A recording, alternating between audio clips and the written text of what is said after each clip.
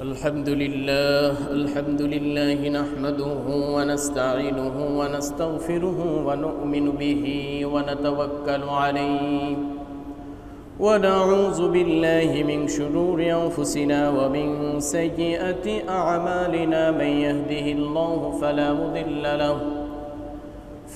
مضل له ومن يضلله فلا هادي له ونشهد أن لا إله إلا الله وحده لا شريك له ونشهد أن سيدنا وسندنا وحبيبنا وحبيب طبيبنا وطبيب مولانا محمدا عبده ورسوله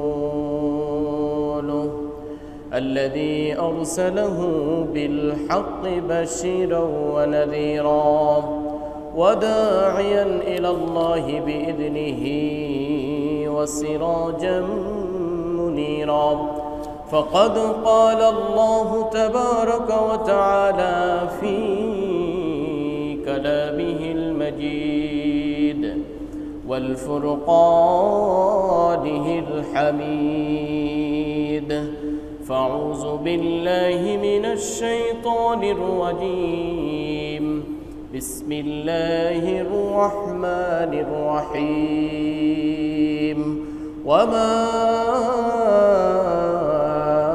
أمروا إلا ليعبدوا الله مخلصين له الدين وقال رسول الله صلى الله عليه وسلم إنما الأعمال بالنيات أو كما قال رسول الله صلى الله عليه وسلم وقال الله سبحانه وتعالى في شان حبيبه يا أيها الذين آمنوا صلوا عليه وسلموا تسليما شكل درود إبراهيم قولي اللهم صل على محمد وعلى آل محمد كما صليت على إبراهيم وعلى آل إبراهيم إنك حميد مجيد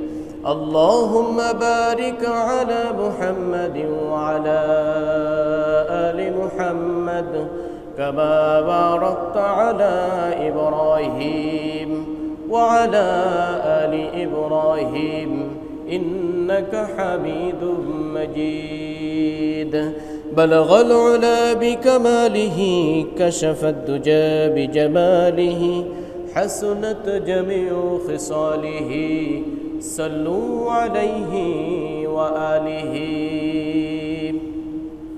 মহান রব্বুল ইজ্জাতের দরবারে লাখো কোটি শুকরিয়া সুজুদ আদায় করছি যেই মহান মুনিব আমাদের সকলকে জুমার নামাজ আদায়ের উদ্দেশ্যে দুনিয়ার সমস্ত জরুরত থেকে ফারেক করে তেনার মহান হুকুম পালনের উদ্দেশ্যে মসজিদে এসে বসার তৌফিক দিয়েছেন এজন্য সেই মহান মুনিবের দরবারে কালিমাতুশ শুকুর সকলে বলছি আলহামদুলিল্লাহ দুরুদ ও সালাম পেশ করছি মানবতার মুক্তির দূত নবীদের সর্দার জনাবে মুহাম্মদুর রাসূলুল্লাহ সাল্লাল্লাহু আলাইহি ওয়াসাল্লামের উপরে প্রিয় উপস্থিতি কোরআনুল কারীম থেকে একটি আয়াত রাসূল করিম সাল্লাল্লাহু আলাইহি ওয়াসাল্লাম থেকে মুখ নিঃসৃত একটি হাদিসের খণ্ডাংশ পাঠ করেছি আজকের আয়াত এবং হাদিসের আলোকে যেই আলোচনার শিরোনাম সেটা হচ্ছেন ইখলাস এবং ইখলাসের গুরুত্ব এবং প্রয়োজনীয়তা সম্পর্কে আজকের আলোচনা মোহতারাম হাজিরিন ইখলাস মানে শাব্দিক অর্থ হচ্ছেন নিষ্ঠা বা ঐকান্তিকতা একনিষ্ঠতা ইখলাস শব্দের শাব্দিক অর্থ সকল কাজ কথা সব কিছু একমাত্র আল্লাহর সন্তুষ্টির জন্যই যেটা করা হবে সেটাই হচ্ছেন আসলে ইখলাস নামাজ পড়া রোজা রাখা হজ করা যত কিছু ইবাদত আছে সমস্ত ইবাদত একমাত্র আল্লাহর জন্য করাটাই হচ্ছেন ইখলাস আল্লাহর জন্য আজকে মসজিদে বা মাহফিলে যেখানেই আমরা যাই না কেন আজকের যে নামাজ পড়তে এসেছি এই নামাজ পড়ার একমাত্র একনিষ্ঠতা ইচ্ছা হচ্ছেন আল্লাহর জন্য এর বাইরে যদি অন্য কোনো চিন্তা চেতনা থাকে যে আজকে জুমার দিন আমি যদি নামাজে না যাই আমার পাশের ফ্ল্যাটের লোক কী বলবে, আমি মসজিদের দায়িত্বশীল, আমি যদি মসজিদে না যাই মানুষে কি বলবে, এই ভিন্ন ভিন্ন চিন্তা বাদ দিয়ে যদি একমাত্র আল্লাহকে রাজি খুশি করার উদ্দেশ্য না হয়, তাহলে এখলাসটা প্রশ্নবিদ্ধ হবে। অর্থাৎ যাবতীয় কর্মকাণ্ড যা কিছু আছে শুধুমাত্র আল্লাহর সন্তুষ্টির জন্যই যদি করা হয়, তাহলেই আমাদের এখলাস ঠিক থাকবে। আর এই এখলাসের অনেক বেশি গুরুত্ব রয়েছে, অনেক বেশি প্রয়োজনীয়তা রয়েছে। ইখলাস বহির্ভূত কোনো আমল আল্লাহ সুবহানাহু ওয়া তাআলার দরবারে মোটেও কবুল হবে না, গ্রহণযোগ্য হবে না। প্রতিটা কর্মের পিছনে আমাদের ইখলাস, খুলুসিয়াত, একনিষ্ঠতা, ঐকান্তিকতা একমাত্র আল্লাহ সুবহানাহু ওয়া তাআলার সন্তুষ্টি ব্যতীত যদি অন্য কোনো কারণে হয়, তাহলে সেই ইবাদত, সেই আমল, সেই কর্মকাণ্ড আল্লাহ সুবহানাহু ওয়া তাআলার দরবারে মোটেই গ্রহণযোগ্য নয় এবং সেটা কবুলিয়াতে পৌঁছাইবে না। প্রিয় উপস্থিতি, এই জন্য আমাদের কর্মের, আমাদের ইবাদতের, আমাদের সব কিছুর ভিতরে ইখলাসটা খুবই জরুরি। আর এই কারণেই আমি আপনাদের সামনে আজকে ইখলাস নিয়ে কিছু কথা আলোচনা তুলে ধরবো। আল্লাহ সুবহানাহু ওয়া তাআলা যেন আমাদের এই আলোচনা থেকে আমাদের খালেস দিল তৈরি করে দিক, সকলে বলি আমিন। প্রিয় উপস্থিতি, ইবাদত কবুল হওয়ার জন্য মূলত দুইটি শর্ত। ইবাদত কবুল হওয়ার জন্য মোট কয়টি শর্ত? দুইটি। এই দুইটি শর্ত ব্যতীত কোনো ইবাদত কবুল হবে না। আমরা যত ইবাদত করি সমস্ত ইবাদত আল্লাহ তাআলার কাছে কবুল হওয়ার জন্য জরুরি হচ্ছেন দুইটা শর্ত। যদি এই দুইটা শর্ত এই ইবাদতের মধ্যে, এই আমলের মধ্যে অনুপস্থিত থাকে, তাহলে আমাদের ইবাদত কবুল হবে না। তার এক নম্বর ইবাদত হচ্ছেন ইবাদতে ইখলাস থাকা। একমাত্র আল্লাহর সন্তুষ্টির উদ্দেশ্যে হচ্ছে কিনা সেটা উপস্থিত থাকা খুবই জরুরি। অর্থাৎ ইখলাস এটা পরিপূর্ণ থাকতে হবে, ইখলাসের ভিতরে আবার কোনো ত্রুটি থাকা চলবে না। ইবাদত হতে হবে একমাত্র আল্লাহর সন্তুষ্টির জন্য, অন্য কোনো উদ্দেশ্যে ইবাদত হওয়া চলবে না। দুই নম্বর হচ্ছেন ইবাদতটি শরীয়তের নীতিমালা অনুযায়ী হতে হবে। এক নম্বর হচ্ছেন ইবাদতটার ভিতরে খুলুসিয়াত থাকতে হবে, ইখলাসে ভরপুর থাকতে হবে। দুই নম্বর হচ্ছেন ওই আমলটা ইখলাসের সাথে সাথে শরীয়তের যেই নীতিমালা আছে সেই নীতিমালার আলোকেই ইবাদতটা হতে হবে। যেরকমভাবে আমরা এখন একেবারে খালেস দিলে আল্লাহর রাজি খুশি করার জন্য, আল্লাহর সন্তুষ্টির জন্য, ইবাদতের উদ্দেশ্যে জুমার নামাজ আদায়ের জন্য মসজিদে এসেছি, তো ধরে নিলাম যেহেতু মসজিদে এসেছি, জুমার নামাজ 2 রাকাতের জায়গায় 4 রাকাত পড়ে নিলাম। আমাদের দিল খালেস আছে, ইখলাস আছে, ভালো কাজ যেহেতু, তাহলে 2 রাকাত যেহেতু আছে 2 রাকাতের জায়গায় 4 রাকাত পড়ে নিই। বা সুন্নাত আজকে নামাজের পরে 4 রাকাত সুন্নাতের জায়গায় 6 রাকাত পড়ে নিলাম। তাহলে আমার ইখলাস ভালো, আমার চিন্তাও ভালো, আমার নিয়াতও ভালো, কিন্তু এই কাজটা শরীয়তের নীতিমালার বাহিরে চলে যাচ্ছে। শরীয়ত বলছে ফজর জুমার দিন ফরজ নামাজ 2 রাকাত, সুতরাং আপনি এখানে 2 রাকাতের জায়গায় 3 রাকাত বাড়ায় পড়তে পারবেন না।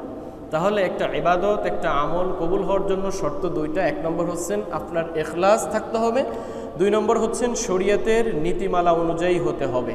শরীয়তের নীতিমালার বাইরে যেরকমভাবে ইবাদত কবুল হবে না, ঠিক অনুরূপভাবে শরীয়তের নীতিমালার ভিতরে থেকেও যদি আপনি ইখলাস বহির্ভূত আমল করেন, যে আমলটা আল্লাহর রাজি খুশি করার উদ্দেশ্যে নয়, ঠিক অনুরূপভাবে সেইটাও কবুল হবে না। অর্থাৎ ইখলাস এবং শরীয়তের নীতিমালা একটা আরেকটার সম্পূরক, পরিপূরক। একটা আরেকটা ব্যতীত কোনো ধরনের ইবাদত আল্লাহ সুবহানাহু ওয়া তাআলার দরবারে কবুল হবে না। সুতরাং প্রিয় উপস্থিতি, এই মূলনীতি আমরা সবসময় মনে রাখব এবং এই অনুযায়ী আমরা আমল করার চেষ্টা করব।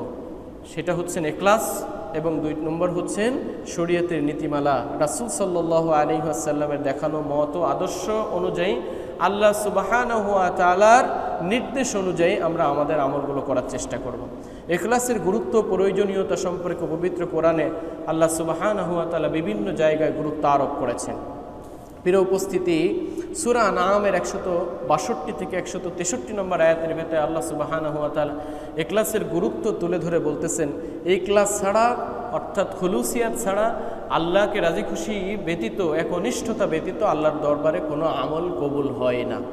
আল্লাহ বলতেছেন, কুল ইন্না সলাতি ওয়া নুসুকি ওয়া মাহইয়ায়া ওয়া মামাতি লিল্লাহি রাব্বিল আলামিন লা শারীকা লাহু ওয়া বিযালিকা উমিরতু ওয়া আনা আউয়ালুল মুসলিমিন। হে নবী, আপনি বলুন, ও হে নবী আপনি বলুন, ইন্না সলাতি, নিশ্চয়ই আমার নামাজ, আমার সলাত, ওয়া নুসুকি, আমার ইবাদত, ওয়া মাহইয়ায়া, আমার জীবন, ওয়া মামাতি, এবং আমার মরণ লিল্লাহি রাব্বিল আলামিন, একমাত্র জগৎসমূহের প্রতিপালক আল্লাহ সুবহানাহু ওয়া তাআলার জন্য। লা শারীকা লাহু ওয়া বিযালিকা উমিরতু, তার কোনো শরিক নেই এবং এজন্যই আমরা আদিষ্ট হয়েছি, আর আমি প্রথম আনুগত্যশীল। প্রিয় উপস্থিতি, এই যে আয়াত থেকে আল্লাহ রাব্বুল আলামিনের একনিষ্ঠতার গুরুত্ব বুঝে আসে। আল্লাহর নবী নিজেই ঘোষণা করছেন আল্লাহ রাব্বুল আলামিনের পক্ষ থেকে, নবী আপনি বলে দিন, নিশ্চয়ই আমার নামাজ, আমার ইবাদত, আমার জীবন, আমার মৃত্যু, আমার যা কিছু আছে সব কিছু একমাত্র আল্লাহর জন্য। তাহলে আমি যদি নামাজে দাঁড়িয়ে ভাবি সূরাটা লম্বা ধরব, লম্বা সূরা যদি তেলাওয়াত করি, আমাকে অনেকে আবেদ মনে করবে, আরে তার নামাজটা কত সুন্দর, কি ধীরে সুস্থে নামাজ আদায় করতেছে। কোরআন তেলাওয়াতের ক্ষেত্রে আমার মনের ভিতরে যদি ওয়াসওয়াসা আসে, যদি চমৎকারভাবে তেলাওয়াতটা করি, যাতে মানুষ আমাকে বলে আহ কত চমৎকার সুর, সুললিত কণ্ঠে সে তেলাওয়াত করছে, এই যে শয়তানের সূক্ষ্ম ধোঁকা, ইবাদতের ভিতরে যদি এরকম চিন্তা চেতনা চলে আসে শুধুমাত্র আল্লাহকে রাজি খুশি করা ব্যতীত, তাহলে এই নামাজটা লৌকিকতায় চলে আসছে, ইবাদতটার ভিতরে লৌকিকতা পরিলক্ষিত হচ্ছে। এই লৌকিকতা বহির্ভূত একমাত্র আল্লাহকে রাজি খুশি করাই হচ্ছেন আমাদের আমলের মুখ্য উদ্দেশ্য হতে হবে। এজন্য আল্লাহ রাব্বুল আলামিন বলেছেন আপনি বলুন, তার মানে আমাদেরকেও বলতে হবে নিশ্চয়ই আমার নামাজ, নিশ্চয়ই আমার ইবাদত, আমার জীবন, আমার মৃত্যু, এই সব কিছু একমাত্র আল্লাহর জন্য। বেঁচে আছি আল্লাহর মসজিদে, মৃত্যুবরণও যদি আসে সেটাও আল্লাহ রাব্বুল আলামিনের হুকুমে হবে। সুতরাং প্রিয় উপস্থিতি, এই যে সূক্ষ্ম বিষয়টা, এই সূক্ষ্ম বিষয়ের ভিতরে যদি ছিদ্র হয়ে যায়, যেরকমভাবে কোনো বেলুন হাওয়া দিয়ে যখন ফুলানো হয় সে সুন্দর একটা রূপ ধারণ করে, সেই বেলুনের ভিতরে যদি সুচ দ্বারা ছোট্ট একটা ছিদ্র করে দেওয়া হয়, ওই বেলুনের ভিতর থেকে যেরকমভাবে আস্তে আস্তে আস্তে আস্তে একটা সময় পুরাটা হাওয়া বের হয়ে যায়, ঠিক অনুরূপভাবে ইখলাস হচ্ছেন এত চমৎকার সূক্ষ্ম একটা বিষয়। ইখলাসের ভিতরে সূচের মতো করে যদি এরকম লৌকিকতা চলে আসে, তাহলে আমাদের ইবাদতটা এরকমভাবে আস্তে আস্তে আস্তে আস্তে একবারে খালি হয়ে যাবে, যেটা আল্লাহর দরবারে মোটেও গ্রহণযোগ্য হবে না। প্রিয় উপস্থিতি, এই জন্য এই আয়াত থেকে আমাদের এটা শিক্ষা নিতে হবে, আমাদের এটা আরও আমাদের দিলকে, আমাদের ইবাদত যেন আরও পরিশুদ্ধ হয়, খুলুসিয়াত হয়, একনিষ্ঠতার সাথে আল্লাহর জন্য আমরা যেন আল্লাহর ইবাদত করতে পারি। আল্লাহ আমাদের সেই তৌফিক দিক সকলে বলি আমিন।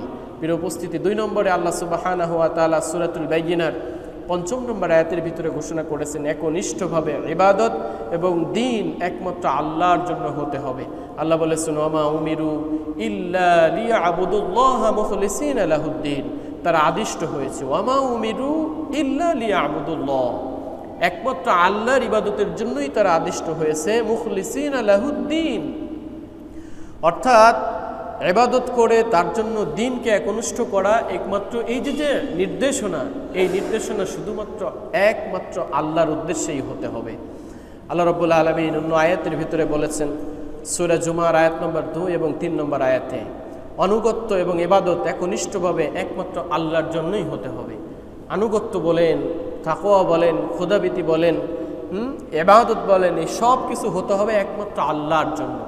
আল্লাহ ব্যতীত অন্য কাউকে রাজি খুশি করার জন্য যদি হয়ে যায়, তাহলে ইবাদত আল্লাহর দরবারে মোটেও গ্রহণযোগ্য নয়। আল্লাহ সুবহানাহু ওয়া তাআলা বলছেন সূরাতুল জুমার আয়াত নম্বর 2 এবং 3, ইন্না আনজালনা ইলাইকাল কিতাবা বিল হক ফা'বুদিল্লাহা মুখলিসান লাহুদ্দীন আলা লিল্লাহিদ দীনুল খালিস, আমি এই কিতাব আপনার প্রতি অবতীর্ণ করেছি সত্য সহ, ইন্না আনজালনা, নিশ্চয়ই আমি অবতীর্ণ করেছি, ইলাইকা আপনার উপরে, হে নবী আমি আপনার উপরে এই কোরআনকে অবতীর্ণ করেছি, বিল হাক্কি, সত্য সহ, বাস্তবতা সম্মুখের আলোকে আমি এই কিতাবকে অবতীর্ণ করেছি, ফা'বুদিল্লাহা মুখলিসান, সুতরাং আপনি ইখলাসের সাথে একনিষ্ঠভাবে ইবাদত করুন, লাহুদ্দীন আলা লিল্লাহিদ দীনুল খালিস, জেনে রাখো নির্ভেজাল আনুগত্য কেবল একমাত্র আল্লাহ তাআলার জন্য। প্রিয় উপস্থিতি, এই যে আয়াতের আলোকে স্পষ্ট হয় যা কিছু ইবাদত করি সেগুলো একমাত্র আল্লাহর জন্যই হতে হবে। আল্লাহর জন্য ব্যতীত অন্য কোনো নিয়াত যদি হয়ে যায় তাহলে সেটা আল্লাহর দরবারে কবুল হবে না। আল্লাহ অন্য আয়াতের বলেছেন যে কাজ উত্তম পরীক্ষা করার জন্য জীবন মৃত্যু সৃষ্টি করেছেন। আল্লাহ সুবহানাহু ওয়া তাআলা আমাদেরকে পরীক্ষা করার জন্য যে কার কাজটা কত উত্তম, সেইগুলো পরীক্ষা করার জন্য আল্লাহ সুবহানাহু ওয়া তাআলা আমাদেরকে সৃষ্টি করেছেন। প্রিয় উপস্থিতি, সুতরাং আমাদের ইবাদত, আমাদের আমল যদি সুন্দর হয়, ইখলাসে ভরপুর হয় এবং শরীয়তের আলোকে নীতিমালা অনুযায়ী হয়, তাহলেই আমরা পরীক্ষায় উত্তীর্ণ হব। আর যদি আমাদের আমল, আমাদের কর্মকাণ্ড, আমাদের দান, আমাদের সদকা, আমাদের যাকাত সেটা লৌকিকতা থাকে, আল্লাহকে রাজি খুশি করার উদ্দেশ্যের বাইরে অন্য কোনো কিছু থাকে, সেইটা যেরকমভাবে আল্লাহ সুবহানাহু ওয়া তাআলার দরবারে কবুল হবে না, ঠিক অনুরূপভাবে আল্লাহ রাব্বুল আলামিনের কাছে পরীক্ষায় আমরা অকৃতকার্য হিসেবে পরিগণিত হবে। আল্লাহ রাব্বুল আলামিন বলছেন, আল্লাযী খালাকাল মাউতা ওয়াল হায়াতা লিয়াবলুয়াকুম আইয়ুকুম আহসানু আমালা ওয়া হুয়াল আজিজুল গফুর। আল্লাযী খালাকাল মাউতা, যিনি সৃষ্টি করেছেন মৃত্যু এবং জীবন, লিয়াবলুয়াকুম, যাতে করে তোমাদেরকে পরীক্ষা করতে পারেন, আইয়ুকুম আহসানু আমালা, কে তোমাদের ভিতর সর্বোৎকৃষ্ট আমলে উত্তম, তোমাদের আমলের ক্ষেত্রে কে বেশি সর্বোত্তম, কে বেশি চমৎকারভাবে আমল করেন। ওয়া হুয়াল আজিজুল গফুর, আর তিনি পরাক্রমশালী, ক্ষমাশীল। প্রিয় উপস্থিতি, সুতরাং আমাদের আমল, আমাদের ইবাদত সুন্দর হবে, উত্তম হবে তখন যখন আমাদের আমলটা ইখলাস দ্বারা ভরপুর হবে এবং ইখলাসের সাথে শরীয়তের নীতিমালার আলোকে হবে, রাসূল সাল্লাল্লাহু আলাইহি ওয়াসাল্লামের দেখানো তরিকা, পদ্ধতি, আদর্শ অনুযায়ী হবে। এজন্য আল্লাহ রাব্বুল আলামিন অন্য আয়াতের ভিতরে বলেছেন, লা ইয়ানালুল্লাহু লুহুমুহা ওয়ালা দিমাউহা ওয়ালাকিন ইয়ানালুহুত তাকওয়া মিনকুম কাযালিকা সাখখারাহা লাকুম লিতুকাব্বিরুল্লাহ আলা মা হাদাকুম ওয়া বাশশিরিল মুহসিনিন। কুরবানির সময় যে আমরা কুরবানি করে থাকি, এই উদ্দেশ্যে আল্লাহ রাব্বুল আলামিন বলেছেন, লা ইয়ানালুল্লাহু লুহুমুহা, আমি আল্লাহর দরবারে তোমাদের যে কুরবানির পশু, সেগুলোর রক্ত, মাংস, হাড্ডি, এইগুলো কিচ্ছু পৌঁছায় না, শুধুমাত্র পৌঁছায় একমাত্র তোমাদের মনের তাকওয়া, তোমাদের মনের ইখলাস, তোমাদের মনের একনিষ্ঠতা, যে আসলেই এই যে পশু কুরবানি করছো, এই পশু কুরবানিটা একমাত্র আমি আল্লাহকে রাজি খুশি করার জন্য হচ্ছে, নাকি গোশত খাওয়ার উদ্দেশ্যে হচ্ছে, নাকি অন্য কোনো সামাজিকতা রক্ষা করার জন্য হচ্ছে। যদি অন্য কোনো সামাজিকতা, আল্লাহকে সন্তুষ্টি ব্যতীত অন্য কোনো উদ্দেশ্য হয়ে থাকে, তাহলে সেটা আমার দরবার পর্যন্ত পৌঁছায় না। আমার দরবারে পৌঁছায় মানুষের মনের খুলুসিয়াত, মানুষের মনের ইখলাস, মানুষের মনের একনিষ্ঠতা, তাকওয়া, আল্লাহ ভীতি। প্রিয় উপস্থিতি, এতগুলো আয়াত থেকে এটা প্রমাণিত হয় যে অবশ্যই আমাদের ইবাদতের ক্ষেত্রে ইখলাসটা খুবই গুরুত্বপূর্ণ। ফুজাইল ইবনে আয়াজ রাহমাতুল্লাহ আলাইহি বলেন, ইখলাস শূন্য বিশুদ্ধ আমল যেমনভাবে গ্রহণযোগ্য হয় না, তদ্রূপ ইখলাস পূর্ণ অশুদ্ধ আমল মকবুল হওয়ার জন্য প্রশ্নই ওঠে না। কথাটা খুবই গুরুত্বপূর্ণ, তবে একটু জটিল। ফুজাইল ইবনে আয়াজ রাহমাতুল্লাহ আলাইহি বলেন, ইখলাস শূন্য অর্থাৎ খুলুসিয়াত, একনিষ্ঠ শূন্য বিশুদ্ধ আমল যেরকমভাবে গ্রহণযোগ্য হয় না, তদরূপ ইখলাস পূর্ণ অশুদ্ধ আমল ও মকবুল হওয়ার প্রশ্নই ওঠে না।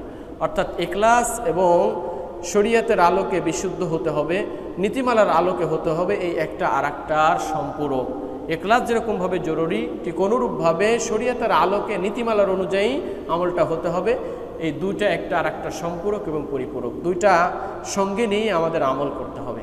প্রিয় উপস্থিতি, আসুন আমরা এবার হাদিসের আলোকে ইখলাসের কিছু গুরুত্ব বোঝার চেষ্টা করি। আল্লাহ রাসূল সাল্লাল্লাহু আলাইহি ওয়াসাল্লাম সহিহ বুখারীর প্রথম যে হাদিস এসেছে, সেখানে আল্লাহ রাসূল সাল্লাল্লাহু আলাইহি ওয়াসাল্লাম বলেছেন, ইন্নামাল আ'মালু বিন্নিয়াত ওয়া ইন্নামা লিকুল্লি ইমরিইম মা নাওয়া ফামান কানা হিজরাতুহু ইলাল্লাহি ওয়া রাসূলিহি ফাহিজরাতুহু ইলাল্লাহি ওয়া রাসূলিহি ওয়া মান কানাত হিজরাতুহু লিদ-দুনিয়া ইউসিবুহা আও ইমরাআতিন ইয়াতাযাওয়াজুহা ফাহিজরাতুহু ইলা মা হাজারা ইলাইহি।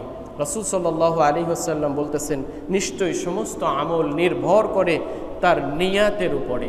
ইন্নামাল আ'মালু বিন্নিয়াত, প্রতিটা মানুষের কর্মকাণ্ড, আমলটা আল্লাহ সুবহানাহু ওয়া তাআলার দরবারে কবুল হয় তার নিয়াতের উপর নির্ভরশীল করে। তার নিয়তটা কি ছিল, এই হাদিসটার আরও স্পষ্টকরণ করেছেন রাসূল সাল্লাল্লাহু আলাইহি ওয়াসাল্লাম পরবর্তী কথাগুলো বলার মাধ্যমে। যখন হিজরত করে সাহাবী আজমাইন সহ রাসূল সাল্লাল্লাহু আলাইহি ওয়াসাল্লাম অনেকগুলো সাহাবী, সেই সমস্ত প্রথম হিজরতকারীদের ভিতরে একজন সুন্দর রমণী মহিলাও ছিল, এবং সেই মহিলার সঙ্গে আরেকজন সাহাবী আজমাইনের, আরেকজন সাহাবীর একটা পছন্দ, ভালো লাগা ছিল। কিছুদিন পরে ওই সাহাবী প্রথম দিকে যখন রাসূল সাল্লাল্লাহু আলাইহি ওয়াসাল্লামের সঙ্গে হিজরত করেননি, কিছুদিন পরে যখন সে আবার মক্কা থেকে মদিনায় হিজরত করেছে, তো সমস্ত সাহাবী আজমাইনদের ভিতরে এই কথাটা চাউর হয়ে গিয়েছে, গুঞ্জন উঠেছে যে সে আসলে আল্লাহকে রাজি খুশি করার উদ্দেশ্যে হিজরত করেনি, সে যেই মহিলাকে পছন্দ করে সেই মহিলা যেহেতু হিজরত করেছে, সেই মহিলাকে পাওয়ার জন্যই সে হিজরত করেছে। এই কথাটা যখন সমস্ত সাহাবীদের ভিতরে চাউর হয়ে গেছে, রাসূল সাল্লাল্লাহু আলাইহি ওয়াসাল্লাম মদিনার মসজিদে নববীর মিম্বারে উঠে ভাষণ দিলেন, ইন্নামাল আমালু বিন্নিয়াত, নিশ্চয়ই প্রত্যেকটা মানুষের কর্মকাণ্ড তার নিয়তের উপরেই নির্ভরশীল। ওয়া ইন্নামা লিকুল্লি ইমরিইম মা নাওয়া, প্রত্যেক মানুষই তাই পাবে যা সে নিয়ত করেছে। ফামান কানাত হিজরাতুহু ইলাল্লাহি ওয়া রাসূলিহি ফাহিজরাতুহু ইলাল্লাহি ওয়া রাসূলিহি, সুতরাং যে ব্যক্তি আল্লাহ এবং তার রাসূলের উদ্দেশ্যেই হিজরত করে, তার হিজরতটা আল্লাহ এবং রাসূলের জন্যই পরিগণিত হবে। ওয়ামান কানাত হিজরাতুহু লিদুনিয়া, আর যেই ব্যক্তি দুনিয়া হাসিলের জন্য হিজরত করে, ইউসিবুহা, তার সেই নিয়তের উপরেই তার আমল পরিগণিত হবে। আও ইমরাআতিন, অথবা কোনো মহিলার উদ্দেশ্যে, কোনো মহিলাকে বিবাহ করার উদ্দেশ্যে বা তাকে পাওয়ার উদ্দেশ্যে যদি কেউ হিজরত করে, ফাহিজরাতুহু ইলা মা হাজারা ইলাইহি, সুতরাং তার সেই হিজরতটা সেই হিসাবেই পরিগণিত হবে, অর্থাৎ দুনিয়া হাসিলের উদ্দেশ্যে নাকি কোনো মেয়েকে ভালোবেসে তাকে পাওয়ার জন্য, তাকে বিবাহ করার জন্য হিজরত করেছে, সেই হিসাবেই পরিগণিত হবে। প্রিয় উপস্থিতি, তাহলে নিয়াত এবং খুলুসিয়াত এটা খুবই গুরুত্ব বহন করে, গুরুত্ব ধারণ করে। আমাদের নিয়াত যদি হয় আল্লাহকে রাজি খুশি করা ব্যতীত অন্য কিছু, তাহলে সেটা সেই হিসাবেই পরিগণিত হবে। তাহলে আমরা নামাজও পড়লাম, কষ্টও করলাম, আমাদের টাকা পয়সা দানও করলাম, আমাদের থেকে অর্থনৈতিকভাবে আমরা ক্ষতিগ্রস্তও হলাম, কিন্তু আল্লাহকে রাজি খুশি করা উদ্দেশ্য ব্যতীত অন্য উদ্দেশ্যে করার কারণে আমরা তো সব পাবই না, উল্টো আমাদের এটার ক্ষতি সাধন করবে। প্রিয় উপস্থিতি, হযরত আবু হুরায়রা রাদিয়াল্লাহু তাআলা আনহু থেকে বর্ণিত একটা বিখ্যাত হাদিস আছে। রাসূল করিম সাল্লাল্লাহু আলাইহি ওয়াসাল্লাম ইরশাদ করেছেন, ইন্না আউওয়ালান নাস ইউকযা ইয়াউমাল কিয়ামাতি আলাইহি রাজুলুন ইস্তুশহিদা ফাআতি বিহি ফাআরফাহু নি'মাহু ফাআরাফাহা, কিয়ামতের দিন সর্বপ্রথম একজন যে শহীদের বিচার হবে, যখন বিচার ফয়সালার কার্যক্রম শুরু হবে, তখন একজন শহীদকে বিচারের মুখোমুখি করা হবে, তাকে হাজির করা হবে। ফাআতি বিহি ফাআরফাহু নি'মাহু ফাআরাফাহা, এবং তার সামনে আল্লাহ রাব্বুল আলামিনের বিভিন্ন নেয়ামত, পৃথিবীর বুকে যেই নেয়ামতে আল্লাহ রাব্বুল আলামিন আমাদেরকে ডুবিয়ে রেখেছেন, সেই সমস্ত নেয়ামত তার সামনে উপস্থিত করা হবে এবং তাকে বলা হবে, এই নেয়ামত তুমি ভোগ করেছো কিনা? সাহাবী ওই ব্যক্তি বলবে, হ্যাঁ অবশ্যই। ওই শহীদ ব্যক্তি যে যুদ্ধ করে শহীদ হয়েছে, সেই ব্যক্তি বলবে, অবশ্যই আমি সব কিছু ভোগ করেছি, আমি এটা স্বীকার করি। নি'মাহু ফাআরাফাহু ক্বালা ফামা আলিমতা ফিহা, তো তোমাকে যে নিয়ামত দিয়েছিলাম, এই নিয়ামতের আলোকে তুমি কি আমল করেছো? ক্বালা ক্বাতালতু ফীকা হাত্তা ইস্তুশহিদতু, ইয়া রাব্বুল আলামিন, আপনার নিয়ামতের আলোকে আমি যুদ্ধের ময়দানে যুদ্ধ করেছি, আমি শহীদ হয়েছি। ক্বালা কাযাবতা, আল্লাহ রাব্বুল আলামিন বলবে, তুমি মিথ্যা বলছো। ওয়ালাকিন্নাকা ক্বাতালতা লিআন ইয়াকুলা জারিউন, তুমি যে যুদ্ধ করেছো, তোমার যুদ্ধ করার মাধ্যমে তুমি যে শহীদ হয়েছো, তোমার মনে যুদ্ধ করা আমি আল্লাহ সুবহানাহু ওয়া তাআলাকে রাজি খুশি করার উদ্দেশ্যে ছিল না, তোমার ইখলাস ছিল ত্রুটিপূর্ণ। তুমি এই উদ্দেশ্যে যুদ্ধ করেছো যাতে করে তোমাকে মানুষ বীর বাহাদুর বলে। ফাকিলা, আর সুতরাং তোমাকে সেটা বলা হয়েছে। সুম্মা উমিরা বিহি, আল্লাহ রাব্বুল আলামিন এরপরে নির্দেশ দিব ওই ব্যক্তির উদ্দেশ্যে, ফাসুহিবা আলা ওয়াজহিহি হাত্তা উলকিয়া ফিন্নার, তাকে চেহারাটা উল্টায় টানতে টানতে হেসরাইতে হেসরাইতে তাকে জাহান্নামে নিয়ে যাওয়া হবে। বলেন নাউজুবিল্লাহ। প্রিয় উপস্থিতি, সবথেকে জীবন দেওয়া মানুষের জন্য এই জীবন সবথেকে বেশি ভালোবাসে। অসুস্থ হলে মানুষ বুঝতে পারে সুস্থতা কত বড় নেয়ামত। হ্যাঁ, মৃত্যুর মুখোমুখি যখন হয়, একটা মানুষ অপরাধ করে যখন ফাঁসির মঞ্চে উপবিষ্ট হয়, তাকে যখন ফাঁসি দেওয়া হয়, তখন সে বুঝতে পারে মৃত্যু কত ভয়ানক, মৃত্যু তার পছন্দনীয় নয়, এই দুনিয়ায় তাকে বেঁচে থাকা অনেক বেশি ভালো লাগে। সুতরাং সেই জীবনকে উৎসর্গ করেছে, উৎসর্গ করার ক্ষেত্রে সে তার নিয়াতটাকে একটু গরমিল করে ফেলেছে, যে তাকে বীর বাহাদুর বলবে, এজন্য সে যুদ্ধ করেছে। আর এই যুদ্ধ করার কারণে সে সওয়াব তো পায়নি, এই নিয়াতের ইখলাসের গরমিলের কারণে সে জাহান্নামে যেতে হয়েছে।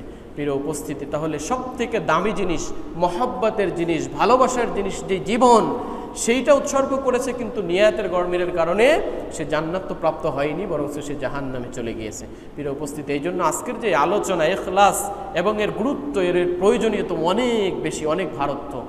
এর মহত্ব অনেক বেশি। এই জন্য আমাদের প্রত্যেকটা আমল, প্রত্যেকটা দান সদকা, প্রত্যেকটা কর্মকাণ্ড, ইবাদত, এই সবগুলো যেন ইখলাসে ভরপুর থাকে, ইখলাসের সাথে শরীয়তের আলোকে যেন, নীতিমালার আলোকে হয়।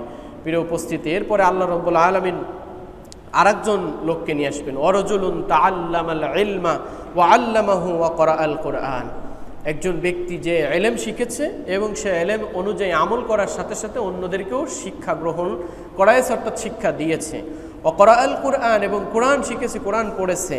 ফায়াতি বিহি, সেই ব্যক্তিকে নিয়ে আসা হবে। ফাআররাফাহু নিআমাহু ফাআরাফাহু, এবং তার সামনে আল্লাহ রাব্বুল আলামিনের নিয়ামতকে হাজির করা হবে এবং সে এই নিয়ামতের ব্যাপারে স্বীকৃতি দেবে। ক্বালা ফামা আমিলতা ফিহা, এই নিয়ামতের অপোজিটে তুমি কি আমল করেছো?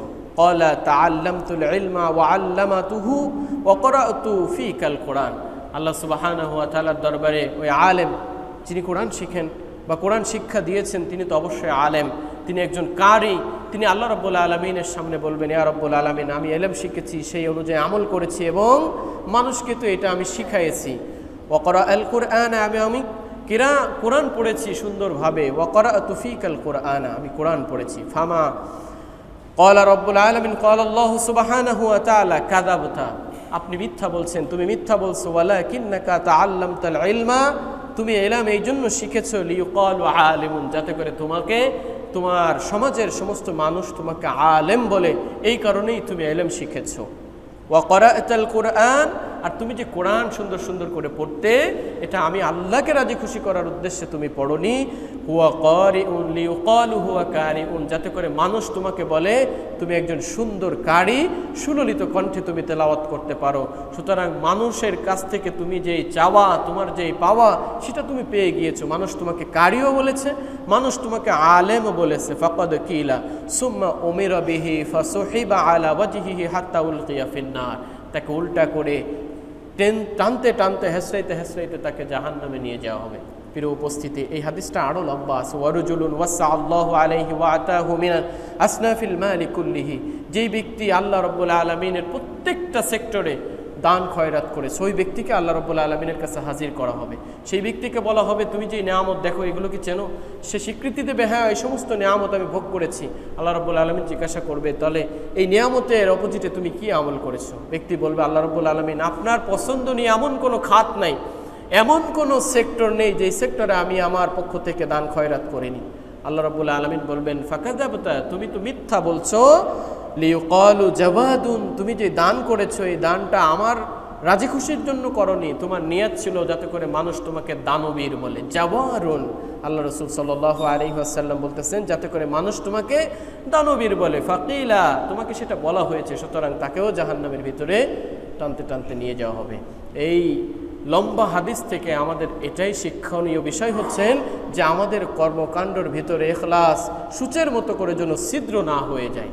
আমাদের খুলুসিয়াত, আমাদের একনিষ্ঠতা, আমাদের ইবাদত এবং আমাদের আমলের ভিতরে যেন কোনো ধরনের ছিদ্র না হয়ে যায়। প্রিয় উপস্থিতি, যত কিছু আমল আছে, যত কিছু ইবাদত আছে, সমস্ত ইবাদত যেন একমাত্র আল্লাহ রাব্বুল আলামিনের উদ্দেশ্যে হয়। রাসূল সাল্লাল্লাহু আলাইহি ওয়াসাল্লাম অন্য জায়গায় বলেছেন, ইন্নাল্লাহা লা ইয়ানজুরু ইলা জাসাদিকুম, নিশ্চয় আল্লাহ তোমাদের দেহ দেখবেন না, ওয়ালা ইলা সুয়ারিকুম, তোমাদের আকৃতির দিকে তাকাবেন না, ওয়ালাকিন ইয়ানজুরু ইলা কুলুবিকুম, তোমাদের কলবের দিকে আল্লাহ রাব্বুল আলামিন তাকাবেন। ওয়া আশারা বিআসাবিহি ইলা সাদরিহি, এই হাদিস বর্ণনা করার সময় রাসূল সাল্লাল্লাহু আলাইহি ওয়াসাল্লাম বলতেছেন, ওয়া আশারা ইলা বিআসাবিহি ইলা সাদরিহি, রাসূল সাল্লাল্লাহু আলাইহি ওয়াসাল্লাম তার সিনার দিকে, সদরের দিকে ইঙ্গিত করছিলেন যে কলবের ব্যাপারটা আল্লাহ রাব্বুল আলামিন দেখবে। তোমার চেহারা, তোমার সৌন্দর্য, তোমার গঠন, তোমার আকৃতি কত চমৎকার, আল্লাহ রাব্বুল আলামিনের কাছে এগুলো মোটেই ম্যাটার করে না। আল্লাহ রাব্বুল আলামিনের কাছে ম্যাটার করে তোমার কলব। তোমার কলবে আসলে কি বলছিল? আমি আল্লাহর জন্য তুমি আমল করেছো নাকি অন্য কাউকে রাজি খুশি করার জন্য করেছো? আল্লাহ রাব্বুল আলামিনের কাছে এইটা খুবই গুরুত্ব বহন করে। প্রিয় উপস্থিতি, আল্লাহ রাসূল বলছেন, ইন্নাল্লাহা কাতাবাল হাসানাতি ওয়াস সাইয়্যাত, এটা হাদিসে কুদসি থেকে আল্লাহ রাসূল সাল্লাল্লাহু আলাইহি ওয়াসাল্লাম বলতেছেন, ইন্নাল্লাহা কাতাবাল হাসানাতি ওয়াস সাইয়্যাত সুম্মা বায়্যানা যালিকা ফামান হাম্মা বিহাসানাতিন ফালাম ইয়ামালহা, নিশ্চয় আল্লাহ রাব্বুল আলামিন কি করেন? পুণ্যসমূহ এবং পাপসমূহ লিখে দিয়েছেন। সুমা বাইয়ানা যালিক, এরপর তিনি সেটা সুন্দরভাবে স্পষ্টকরণ করেছেন, বর্ণনা করে দিয়েছেন। ফামান হাম্মা বিহাসানাতিন ফালাম ইয়ামালহা কাতাবাহুল্লাহু তাবারাকা ওয়া তাআলা ইনদাহু হাসানাতুন, যদি কোনো ব্যক্তি একটা ভালো কাজের নিয়াত করে কিন্তু সে সেটা করতে পারেনি, ভালো কাজের নিয়াত করেছে, আল্লাহ রাব্বুল আলামিন ওই ব্যক্তির জন্য একটা কল্যাণ লিখে দেন, একটা সওয়াব লিখে দেন। হাসানাতান কামিলাতান ওয়া ইন হাম্মা বিহা ফাআমিলাহা কাতাবাহুল্লাহু আশরা হাসানাতিন ইলা 700 যিফিন, আর যদি সে ওই ভালো কাজ করার নিয়াতের সাথে সাথে সেই ভালো কাজটা সে পরিপূর্ণ করে কার্যে রূপদান করতে পারে, তো আল্লাহ রাব্বুল আলামিন 10 গুণ থেকে 700 গুণ বৃদ্ধি করে তার আমলনামায় সওয়াব লিখে দেন। বলেন সুবহানাল্লাহ। তাহলে নিয়াতের একটা অবশ্যই গুরুত্ব রয়েছে। ওয়া ইন হাম্মা বিসাইয়্যাতিন, আর যদি কোনো ব্যক্তি কোনো অকল্যাণ কাজ, খারাপ কাজ করার নিয়াত করে, ফালাম ইয়ামালহা, তবে সে কাজটা নিয়াত করেছে বাট সে করেনি, কাতাবাহুল্লাহু ইনদাহু হাসানাতান কামিলাতান, এই যে খারাপ কাজের নিয়াত সে করেছে, নিয়াত করার পরে সে কাজটাকে ছেড়ে দিয়েছে, হয়তো পরবর্তীতে তার সুবুদ্ধি উদয় হয়েছে, সুচিন্তা উদয় হয়েছে, সে সেই খারাপ কাজটার করেনি, আল্লাহ রাব্বুল আলামিন তারপরে ইহসান করে যে সে খারাপ কাজ নিয়াত করা সত্ত্বেও সে কাজটা করেনি, আল্লাহ রাব্বুল আলামিনের ফজল ও করমে আল্লাহ রাব্বুল আলামিন তার জন্য একটা সুন্দর করে একটা পরিপূর্ণ হাসানা লিখে দেন। ওয়া ইন হাম্মা বিহা ফাআমিলাহা, আর যদি নিয়াত করার পরেও একটা অন্যায় কাজ করার নিয়াত করেছে এবং নিয়াত করার পরে সে কাজটা সে করেও ফেলেছে, শয়তানের ওয়াসওয়াসায় পড়ে সে কাজটা করে ফেলেছে, কাতাবাহাল্লাহু সাইয়্যাতান ওয়াহিদাতান, তাহলে ওই ব্যক্তির জন্য একটা মাত্র শুধু খারাপি গুনাহ আল্লাহ রাব্বুল আলামিন তার আমলনামায় লিখে দেন। প্রিয় উপস্থিতি, আল্লাহ সুবহানাহু ওয়া তাআলা আমাদেরকে কত ভালোবাসেন। হাদিসে কুদসি বলা হয়, যার ভাষা আল্লাহ রাব্বুল আলামিনের, কথা আল্লাহ রাব্বুল আলামিনের, কিন্তু তিনি বর্ণনা না করে রাসূল সাল্লাল্লাহু আলাইহি ওয়াসাল্লামের জবান থেকে যেটা বের হয়, ডেলিভারি হয়, সেটাকে হাদিসে কুদসি বলা হয়। তো আল্লাহ রাব্বুল আলামিন আমাদেরকে কত ভালোবাসেন যে একটা ভালো কাজের নিয়াত করেছি, সেটা যদি নিয়াত করার সাথে সাথে কার্যে রূপদান করতে পারি তাহলে 10 গুণ থেকে 700 গুণ বৃদ্ধি করে দেন। আর যদি কোনো অপরাধমূলক কাজের নিয়াত করি, সেটা না করি, তাহলে একটা সব লিখে দেন। আর যদি সেটা কাজ করেও ফেলি তাহলে শুধুমাত্র 10 গুণ থেকে 700 গুণ বাড়ায় দেন না, বরং একটা গুণা লিখে দেন। তাহলে প্রিয় উপস্থিতি, এই হাদিস থেকে আমাদের এটাও শিক্ষণীয় যে আমাদের কাজের নিয়াতের অনেক বেশি গুরুত্ব রয়েছে। সুতরাং আমাদের যে আমল করি, আমরা যে ইবাদত করি, আল্লাহ রাব্বুল আলামিনকে রাজি খুশি করার জন্যই, আল্লাহ রাব্বুল আলামিনকে রাজি খুশি এবং আল্লাহ সুবহানাহু ওয়া তাআলার উদ্দেশ্যেই যেন করতে পারি। অন্য কোনো চিন্তা, অন্য কোনো ধ্যান ধারণা, মানুষকে দেখানোর লৌকিকতা যেন আমাদের ভিতরে না থাকে। আল্লাহ সুবহানাহু ওয়া তাআলা আমাদের এই কথাগুলোর উপরে আমল করার তৌফিক দিক, সকলে বলি আমিন। এবং আমাদের সকলকে খুলুসিয়াতপূর্ণ ভরপুর আমল করার তৌফিক দিক, সকলে বলি আমিন।